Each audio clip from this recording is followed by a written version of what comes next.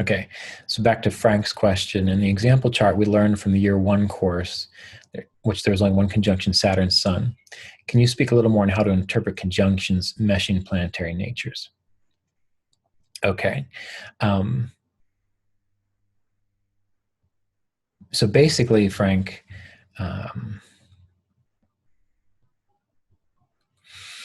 this is going to be made more clear to you when you get into the Logitati Avashtas, when you get into the planetary states and relationship course in year two, which will be happening in the middle of next year for you. Essentially, what you need to do is simply consider, what is the nature of planet number one and what is the nature of planet number two, and do they have similar agendas, with the Saturn-Sun combination. Well, the Sun is about status, inspiration, achieving higher goals. That's the Sun. Hopefully I said that right. Saturn is about doing the hard work, seeing the problems, not really looking at the big picture, just taking care of one thing, one step at a time. You get those two things together, they're at odds with each other. Mercury and Mars, these are two other planets which can have some difficulty. Mars is about take care of the problem now, don't think it through, act on instinct.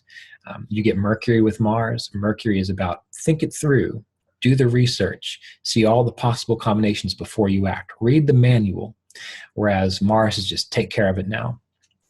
You get these two planets together, what happens is you have a confusion of what should I do? Because they're together, they're in conjunction, which means you've got two, it's like having two different personalities in the same situation. And think about your own life where you've chosen to do something, it was obvious, you didn't think about it, it just happened. Whereas other situations, you're sort of torn between two different ways of being. That's like when you get two different planets impacting each other that are not supportive of each other. For example, when you get Jupiter and Mars together, that's a wonderful combination because Jupiter is about wisdom, seeing the bigger picture, more of an intuitive planet. Mars is about taking efficient action right now. So you get Jupiter and Mars together, then you're getting an individual who's able to take efficient action right now based upon supreme wisdom and connection to the intuitive whole. That's why Jupiter-Mars combinations are extremely effective in people's charts, generally speaking, with nothing else getting in the way. And they give people a lot of great success in whatever house they're in or whatever their house lords represent. Also, if we're thinking about planetary natures more generally, such as Saturn is a dry planet and Venus brings more moisture. And Venus is that lubrication that allows us to enjoy life. It's like life is friction. Life is change. Life is friction. Life is like the engine of a car. If you've got oil in that car can run really well and enjoy itself. If you don't, that car just hurts. It burns itself out. It melts. It cracks. Nothing goes right. So if you stick Saturn with Venus, then what that's going to do is it's going to dry out the person's capacity to enjoy the luxuries of life. So it's going to be the kind of person that goes on vacation, but all they see is the fact that, this hotel uses cheap soap, or the beach is great, but, they didn't pick up the litter over there. So their enjoyment gets dried out because Saturn is focusing on the problems. Let me know if this answers your question, Frank. Otherwise, if it's more complicated than that, it's probably going to have to wait till we get to the Logitati Avashtas and the planetary states and relationship course, which again, you can brush up on if you've got the Art and Science of Vedic Astrology Volume 2. There's a whole chapter on that. All right. And again, Frank, you mentioned you're still wrapping your mind around how to speak to planetary combinations. Totally understandable.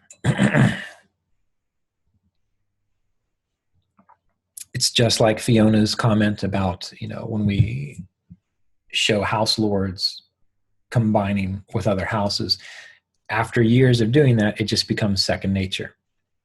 So the key is, again, to think about what is a planet's nature? What is its qualities? What is it about? What is its agenda? And again, this is another thing. Go on a walk, go on a long walk and decide, I'm going to think about Saturn. I'm going to think about what Saturn is all about. And then I'm going to contemplate the sun. So what would happen if Saturn was a personality and the sun was a personality, and these two things got together? How would that result? So you can do it theoretically like this in your mind. theoretical is not the word I'm looking for, but you can do it in your mind. And then what you can do is you can just take a whole bunch of charts and you can find those combinations, and you can do that little process and then think about what house is this falling in. So how might that influence the individual? And then, of course, confirm it. Talk to the person. The best way to learn astrology in the beginning isn't to try to memorize all these things and then go out and wow your friends. The best way to learn astrology in the beginning is to think it through first, and then just go have conversations with people. People will love that.